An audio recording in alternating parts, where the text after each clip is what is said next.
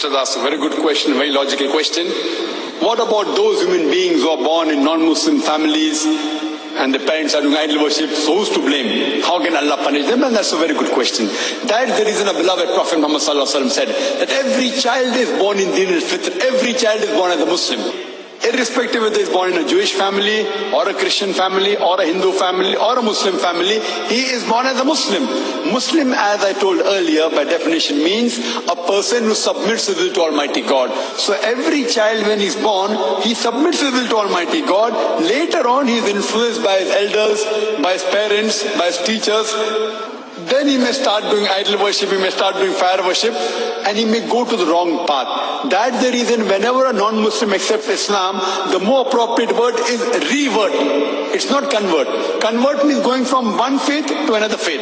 Revert means a person was on the right faith, went to a wrong faith and came back to the right faith. So the more appropriate word, sister, is revert. Now coming to your question, how can Allah hold responsible a person if he is born in a non-Muslim family? That's the reason if a child is born in a non-Muslim family, before he gains maturity, if he dies, he will go to Jannah, inshallah. Why? Every child submits his will to Almighty God. He's a Muslim. He may have a Hindu name or a Christian name, John, Ramu. It doesn't make a difference. But as long as he's a child, and if he dies as a child, sister, that child will go to Jannah, irrespective whether he's born in a Muslim family or non-Muslim family. Later on when Hello everyone, peace of Christ to all. In this video we will speak about something really important. You know, always, there's debates, and maybe you saw a lot of my debates with Muslims, and I never find a Muslim he can give an answer. It doesn't matter, even like the one who claimed to be smart. It doesn't matter how smart you are, you cannot defend something stupid. As simple as that. This is why they always have no answers. And this is why the Quran in chapter 5, verse number 101 says, ask not questions for things look ugly for you, in the Quran. Now, in front of us, there is something enough for anyone to understand that Islam is a false religion. Not only false, it's stupid. Let me share with you this. This is first a Muslim website. Don't tell me this is a Christian website. Search truth.com, a Muslim website. This is Muslim translation. This is the book of Sahih Muslim, which means it's a correct hadith. And this is the book number 33, hadith number 6436, as you see in the screen.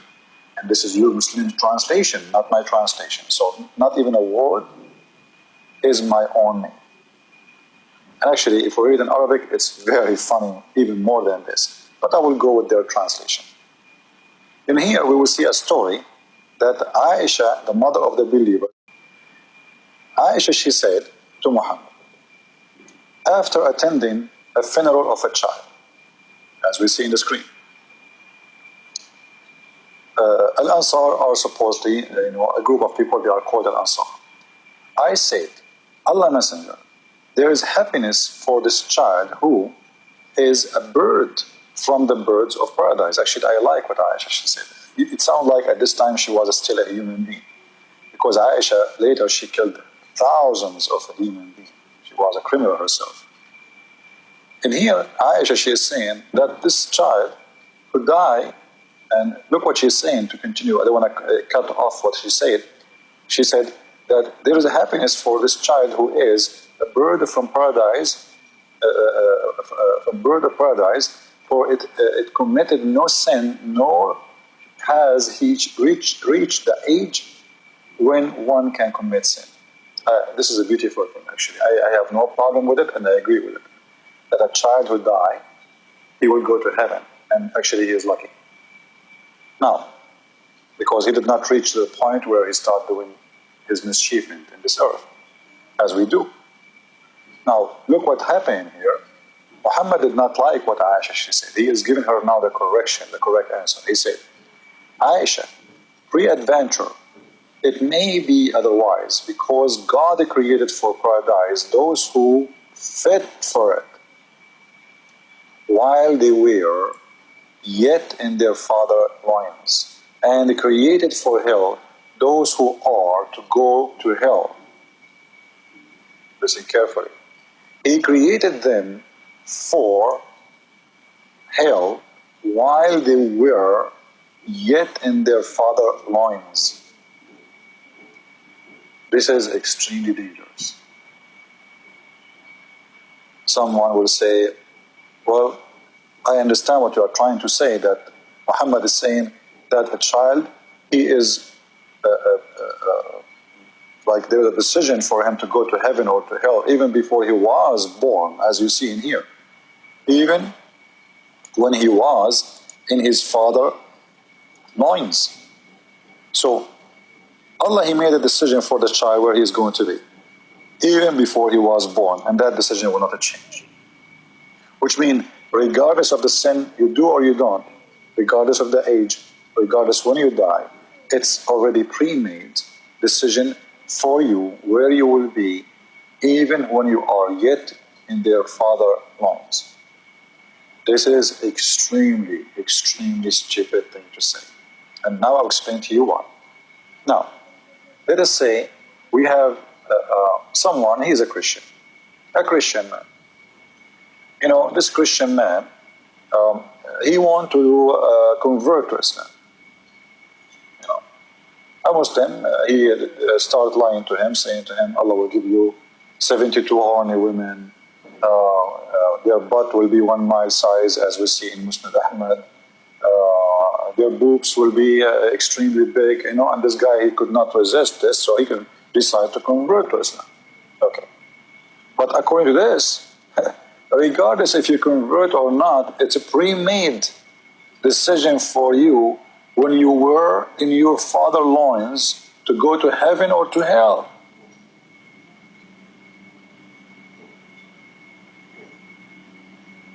Correct? Which means the whole idea of conversion is a stupid idea, because you convert, you do not convert, it's already pre-made decision, and this is not a changeable. Allah is not going to change, there's no update. Here we go, the child, he died, he did not do any sin yet. It is Allah who decides if he will go to heaven or to hell. And remember, this child is a Muslim child. This child is a Muslim child. Those Al-Ansar are Muslim people.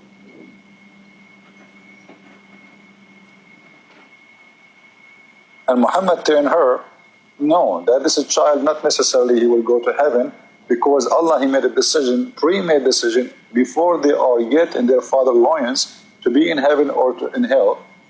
And then, you know, based or due to that decision, which pre-made, already Allah He did, he will go either to heaven or to hell. So here mean, what we understand from this, if I convert or not will not change anything. This is number one. Number two, let us say a Muslim, he is praying to Allah. Every day, this Muslim, he pray.